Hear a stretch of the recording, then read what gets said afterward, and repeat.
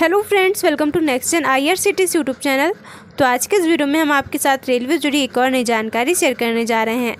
जी हाँ दोस्तों, आज हम जानेंगे कि पटरी के किनारे इन चौकोर बॉक्स को क्यों बनाया जाता है और इनका क्या खास मकसद है। तो अगर आपको खबर के बारे में और डिटेल्स चाहिए तो डिस्क्रिप्शन में लिंक भी दी गई है, आप वहाँ जाके चेक कर सकते हैं। तो चलिए इस खबर के बारे में विस्तार से जानते हैं। दोस्तों, भारत में रेलवे को जीवन रेखा के रूप में माना जाता है। वहीं देश के लगभग 70% लोग ट्रेन से यात्रा ज़रूर करते हैं और आपने भी कभी न कभी ट्रेन से यात्रा की होगी। हालांकि हम रेलवे के बारे में ज़्यादा कुछ नहीं जानते, हम बस स्टेशन पहुंचते हैं, टिकट लेते हैं और यात्रा करने के लिए ट्रेन में बैठकर गंतव्य स्थान के लिए निकल जाते हैं। लेकिन कभी कभी कुछ चीज़ें देखकर हमारे मन में भी ये सवाल उठता है कि जो चीज़ मैंने अभी देखी है उसका क्या इस्तेमाल है। जी हाँ दोस्तों, जैसे आपको पटरी के किनारे किनारे हर थोड़ी दूर पर चौकोर ब्लॉक्स टाइप की जगह बनी दिखती होगी और अगर आपने इस पर गौर किया होगा तो आपके मन में भी ये सवाल ज़रूर आया होगा कि इसे क्यों बनाया गया है। तो चलिए आज हम आपको इसके पीछे का कारण बताते हैं। जी हाँ दोस्तों, जानकारी के लिए आपको बता दें कि भारतीय रेलवे अपनी भाषा में इसे रिफ्यूज इंडिकेटर कहता है। ये चौकोर ब्लॉक्स रेलवे विभाग के लिए काफ़ी महत्वपूर्ण है। हालांकि सवाल अब भी वही है कि आखिर इस ब्लॉक्स का काम क्या है और ये कितना महत्वपूर्ण है। तो दोस्तों, दरअसल आपने देखा होगा कि रेलवे के कर्मचारी समय समय पर ट्रेन की पटरियों की मरम्मत करते रहते हैं और मरम्मत का ये काम दिन भर या फिर कई दिनों तक चलता है। तो ऐसे में रेलवे के कर्मचारी मरम्मत स्थल तक पहुँचने के लिए एक ट्रॉली का इस्तेमाल करते हैं। तो आप सोचिए कि जिस ट्रैक की मरम्मत की जा रही है और ट्रेन को उसी ट्रैक से होकर गुजरना है, तो रेल कर्मचारी और उस ट्रॉली का क्या होगा। जी हाँ दोस्तों, आप कहेंगे कि रेलवे कर्मचारी ट्रेन को देखकर वहाँ से हट जाएंगे। आपने सही कहा, लेकिन ट्रॉली को सुरक्षित रखने के लिए रेलवे कर्मचारी इसी रिफ्यूज इंडिकेटर का इस्तेमाल करते हैं और ट्रॉली नहीं, खुद कर्मचारी भी इस स्थान पर खड़े होते हैं, साथ ही उनका सामान भी होता है। तो यही कारण है कि चौकोर से दिखने वाली इस जगह को रेलवे विभाग के लिए काफ़ी महत्वपूर्ण माना जाता है। दोस्तों, आपको बता दें कि जब कोई ट्रेन आती है तो कर्मचारी ट्रॉली को उठाकर रिफ्यूज इंडिकेटर पर लगा देते हैं ताकि ट्रेन को पार करने में कोई दिक्कत ना हो। वहीं ट्रेन के गुजरते ही कर्मचारी उसे फिर से उठाकर ट्रैक पर रख देते हैं और फिर उसकी मदद से नज़दीकी यार्ड या स्टेशन तक पहुंच जाते हैं। साथ ही बता दें कि रेलवे इस रिफ्यूज इंडिकेटर को एक निश्चित दूरी पर बनाता है।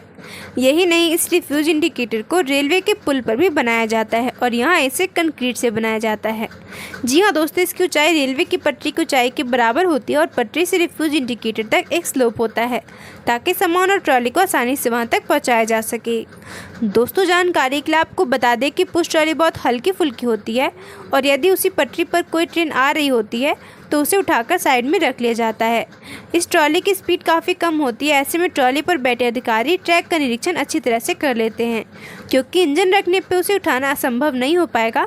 साथ ही स्पीड भी बढ़ जाएगी, जिससे निरीक्षण उचित तरीके से नहीं हो पाएगा। हालांकि अब पुश ट्रॉली के साथ साथ मोटर ट्रॉली को भी रेलवे ने पटरी पर उतारा है और ये ट्रॉली 30 किलोमीटर प्रति घंटे की रफ्तार से चलती है। हालांकि पटरी की ठीक से जांच के लिए इसे 15 से 20 किलोमीटर प्रति घंटे की चाल से चलाया जाता है। आपको बता दें कि ये ट्रॉली लगभग 350 किलोग्राम की होती है और इस कारण से इसे रेल सिलेक्शन में फुल ब्लॉक पर चलाया जाता है। और फुल ब्लॉक का अर्थ है कि पहले यह सुनिश्चित किया जाता है कि दो स्टेशनों के बीच में कोई और ट्रेन ना हो, तभी मोटर ट्रॉली को चलाया जाता है। दोस्तों, वहीं अगर बात करें पूर्वोत्तर रेलवे की, तो वहाँ हर असिस्टेंट इंजीनियर या ऊपर के अधिकारी जिनके पास रेलवे खंड के रख रखाव की जिम्मेदारी है, उनके पास मोटर ट्रॉली है और उससे नीचे के सुपरवाइजर या जूनियर इंजीनियर के पास पुश ट्रॉली।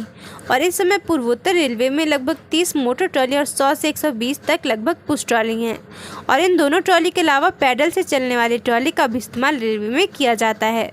जी हाँ दोस्तों, हुबली रेल मंडल ने पैडल से चलने वाली इस ट्रॉली का निर्माण किया था और आपातकालीन स्थिति में इस ट्रॉली को पैडल से चलाकर दुर्घटना स्थल तक कर्मचारी जा सकते हैं। साथ ही वे पटरी निरीक्षण के दौरान भी इसका इस्तेमाल कर सकते हैं। बता दें कि पैडल ट्रॉली स्प्रोक्ड ट्रांसमिशन सिस्टम के साथ काम करती है और एक बार स्प्रोक्ड को एक्सल या अन्य के माध्यम से श्रृंखला के माध्यम से तय किया जाता है और ट्रॉली एक साइकिल की तरह चलती है।